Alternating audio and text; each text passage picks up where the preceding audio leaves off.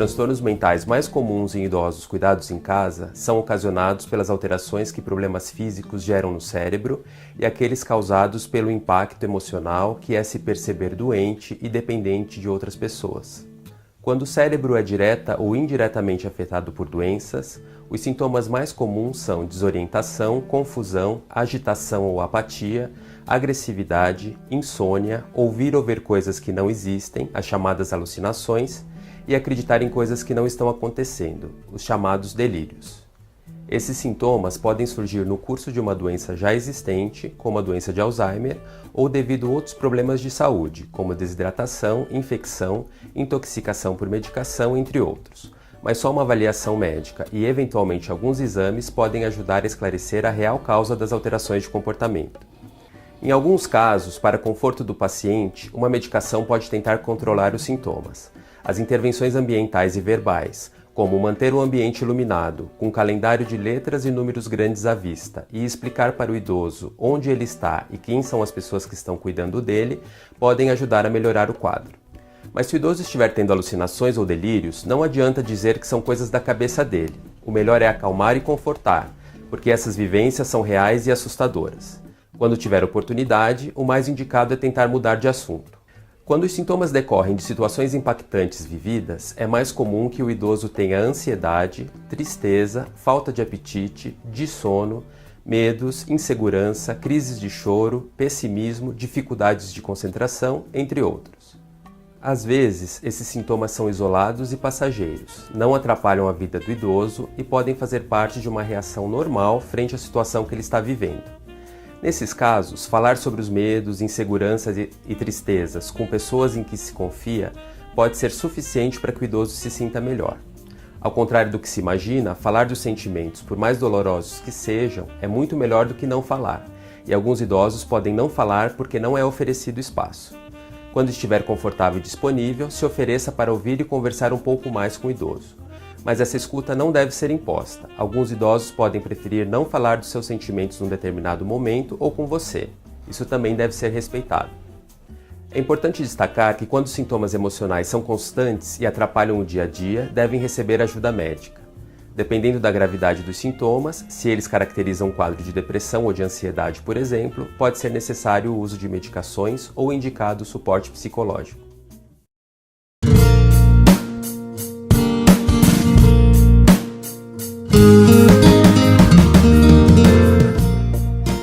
Um sono de qualidade é importante para o bem-estar geral do idoso e para o pleno desempenho de suas capacidades físicas e mentais.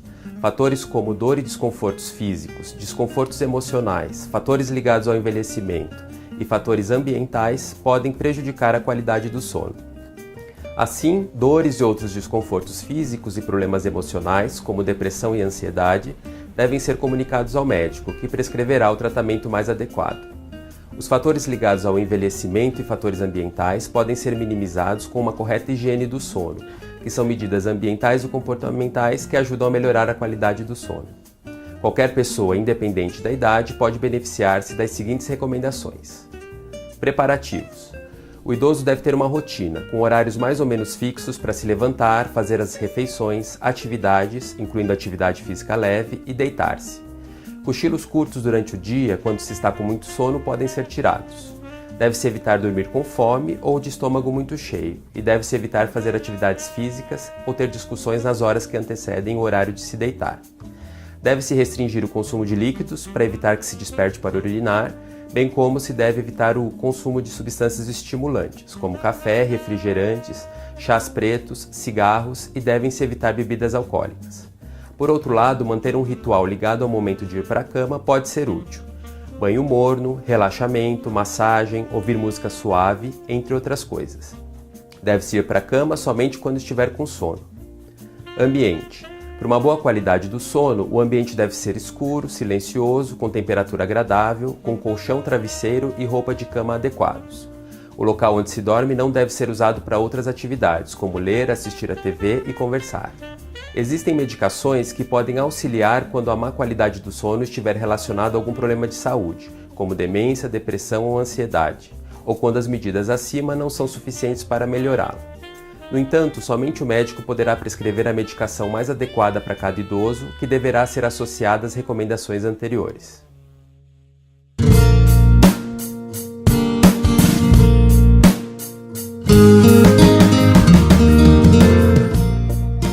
Para os cuidadores, os principais problemas emocionais são causados pela vivência de ter um ente querido doente e pela sobrecarga física e emocional do cuidado.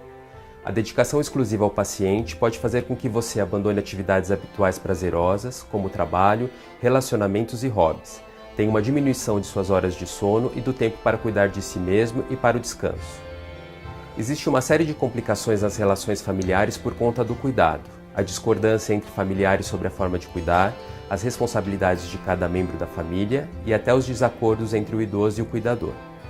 Por isso, você pode se sentir desanimado, desvalorizado, com baixa autoestima, triste, ansioso, com dificuldades para dormir, comer e se concentrar. Quando esses sintomas trazem muito sofrimento e atrapalham o dia a dia, podem indicar um quadro de depressão ou ansiedade. Nesses casos, só uma avaliação médica pode recomendar o melhor tratamento, que pode ser suporte psicológico ou uso de medicamentos para controlar a doença. Para prevenir o seu adoecimento físico e mental, você deve procurar acionar sua rede de suporte familiar e governamental. Você deve dividir tarefas com os demais familiares e solicitar apoio emocional e material deles. Você pode também se informar sobre os recursos e apoios governamentais disponíveis. Mas é importante garantir tempo para se cuidar, para suas relações pessoais, para descansar, para o lazer mesmo. Você precisa estar bem para cuidar do idoso e entender que além de você, outras pessoas podem cuidar muito bem dele.